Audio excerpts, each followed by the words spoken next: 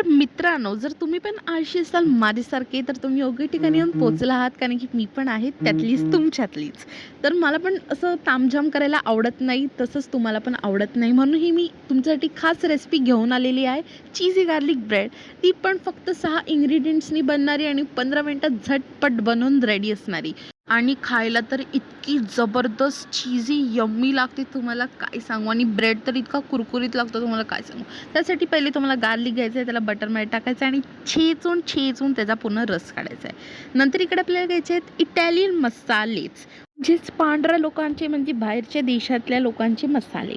मग ते आपले चिली फ्लेक्स, ऑरेगॅनो वगैरे टाकून झाल्यानंतर आपल्याला इकडे मेल्टेड बटर घ्यायचं आहे. पूर्ण पण मेल्टेड नसला पाहिजे. तुम्हाला समजते का मला काय बोलायचं आहे.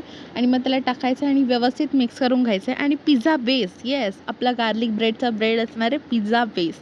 आणि हा सेम टू सेम बाहेरच्या गार्लिक ब्रेडसारखा लागतो, ह्याची गॅरंटी मी तुम्हाला देते. तो आपल्याला मधून असा कट करून घ्यायचा आहे आणि त्याच्यावरती लावायचा आहे बटर. कंजूसी करू नका, बटर म्हणजे तो मसाला आपण बनवलेला तो.